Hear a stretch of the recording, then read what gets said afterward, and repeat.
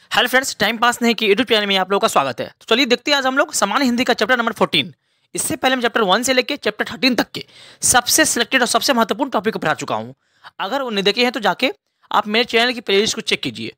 मेरे चैनल की प्लेलिस्ट का नाम है संपूर्ण सामान्य हिंदी के नाम से आपको प्लेलिस्ट मिलेगा। वहाँ जाके आप संपूर्ण वीडियो को शुरू से लेकर अंत जरूर देख लीजिए। यकीन मानिए उसके बाद आपका सामान्य हिंदी पर पकड़ बहुत ज़्यादा हो जाएगा और आप कोई भी एग्जाम में जिसमें हिंदी पूछी जाती है वह पेपर आप सबसे पहले बना के आइएगा, इसकी मैं गारंटी ले सकता हूं। तो चलिए आज देखते हैं हम लोग चैप्टर नंबर 14।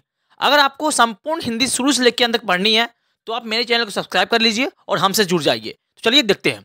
आज देखते हैं हम लोग लिंग, उसके भेद, उसकी परिभाषा, उसको पहचानेंगे सबसे आसान तरीका से कैसे, वो सब हम देखेंगे इस पे। यकीन मानिए कि इसके बाद आपको कोई भी वीडियो एक्स्ट्रा देखने की आवश्यकता कभी नहीं पड़ेगी। तो चलिए देखते हैं। तो सर देखते हैं लिंग कहते किसको है, इसकी परिभाषा समझते हैं। संज्ञा के जिस रूप से किसी वस्तु या व्यक्ति के स्त्री या पुरुष जाति होने का बोध हो तो उसे लिंग कहते हैं।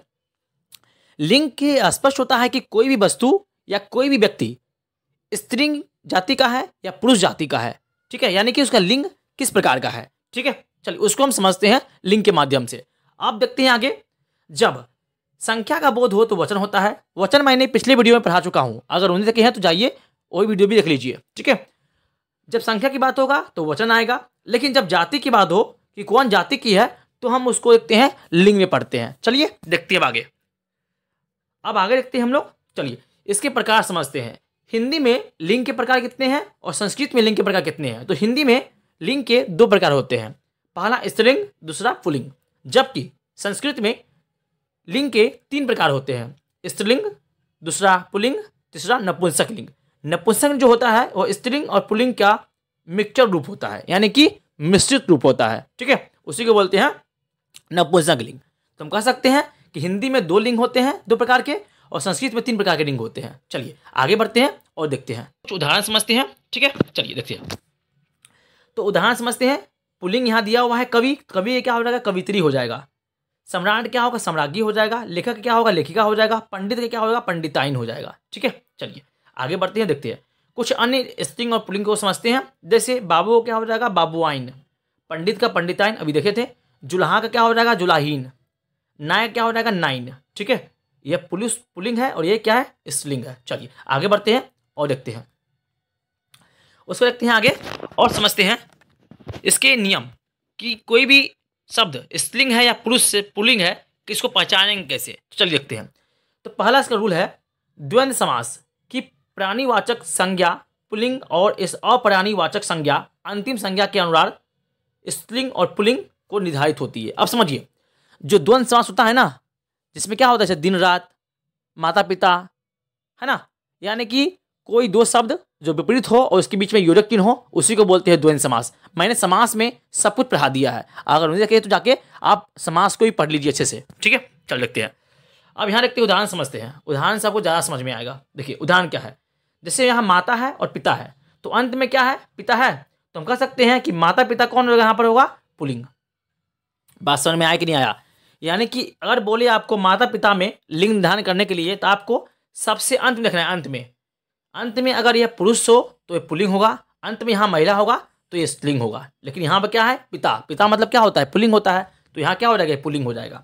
जैसे भाई और बहन, लास्ट में क्या है, बहन है, तो बहन होती क्या है, स्त्रीलिंग होती है, इसीलिए क्या होगा, पूरा स्त्रीलिंग होगा। यानी कि इसमें स्त्रीलिंग के अनुसार इसमें वाक्य में परिवर्तन होगा। ठीक है, लिंग निर्धारित होगा।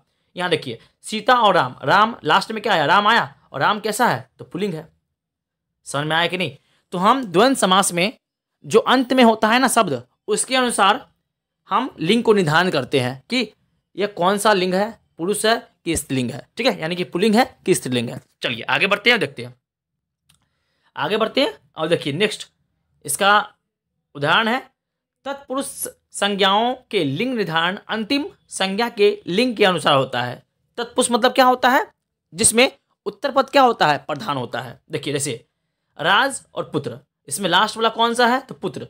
तो पुत्र क्या होता है, पुल्लिंग होता है कि स्त्रीलिंग होता है, तो पुत्र मतलब लड़का, लड़का क्या होता है, हमेशा पुल्लिंग ही होता है। तो हम कह सकते हैं कि राजपुत्र पुल्लिंग होगा। बस आपको ऐसे ही पता करना है अंत वाले शब्द को देखकर। ठीक है, जैसे यहाँ देखिए राजकन्या, तो राज शुरू में है लेकिन लास्ट में क्या है, कन्या है ना। तो बताइए कन्या कौन सा लिंग को निर्धारित करता है। तो कन्या मतलब क्या होता है? स्त्री, यानी कि यह स्त्रीलिंग है। तो हम कह सकते हैं कि राजकन्या स्त्रीलिंग होगा।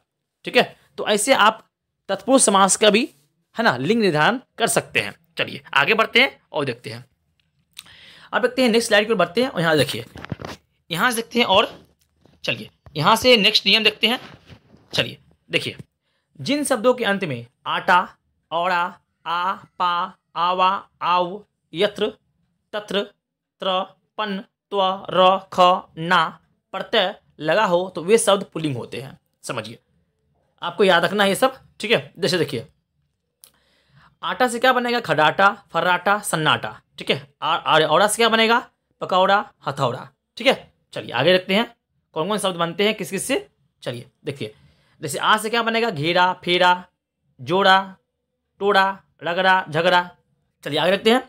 पा से क्या बनेगा? बुढ़ापा, मुढ़ापा। आवा से क्या बनेगा? बुलावा, भुलावा, भहकावा, पछतावा। ठीक है, आव से क्या बनेगा? बहाव, जमाव, बचाव, टकराव, बदलाव, फैलाव। यर्थ से क्या बनेगा? आर्य, शौर्य, धैर्य, ब्रिय।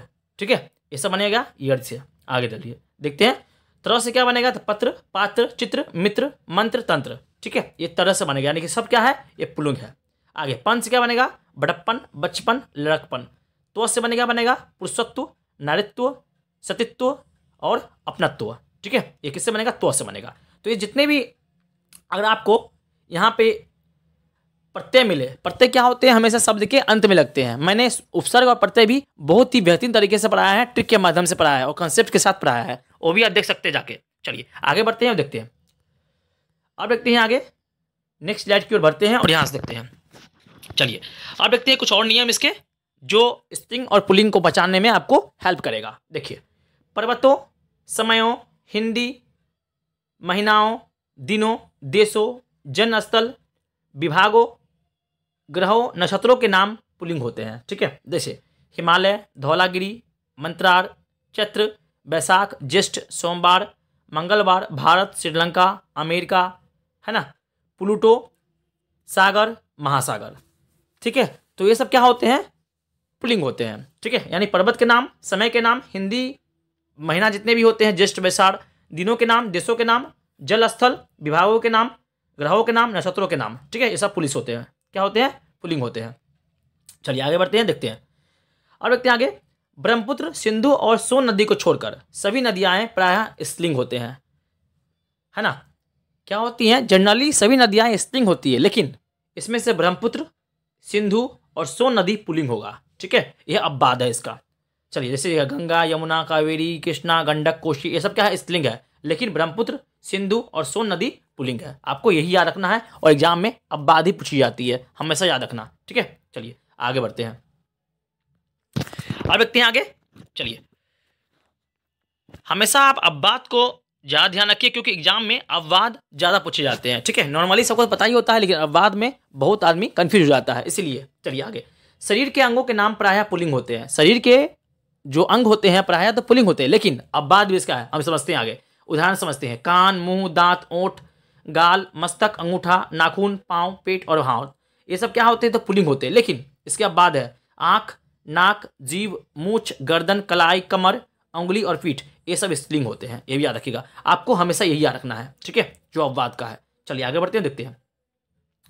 उसके देखते हैं, रत्नों एवं धातुओं के नाम पुल्लिंग होते हैं। जो रत्न होते हैं और धातुएं होते हैं वो सब क्या होते हैं? जनरली पुल्लिंग होते हैं, लेकिन चलिए, मोती, मणिक, हीरा, सोना, पुखराज, पन्न, नीलम, लाल, तांबा, लोहा, जस्ता, है ना, प्लेटिनम, ये सब क्या होते हैं? तो पुल्लिंग होते हैं, लेकिन अब बाद में है मणि, चुन्नी और चांदी, ये स्त्रीलिंग होते हैं। याद रखिएगा, हमेशा आपको अपवाद ही रखना है। ठीक है, यानी मणि, चुन्नी और चांदी धातु और रत्न होते हुए भी यह स्त्रीलिंग होते हैं। ठीक है, चलिए आगे बढ़ते हैं। अब देखते हैं आगे और समझते हैं। अब देखिए यहाँ पे नेक्स्ट स्लाइड पे बढ़ते हैं। देखिए यहाँ पर पेड़ों के नाम पुल्लिंग होते हैं। उदाहरण क्या होंगे? पीपल, चीड़, आम, शीशम और अमरूद। लेकिन इसके अब बाद है लीची, नाशपाती और नारंगी, ये स्त्रीलिंग होते हैं, है ना।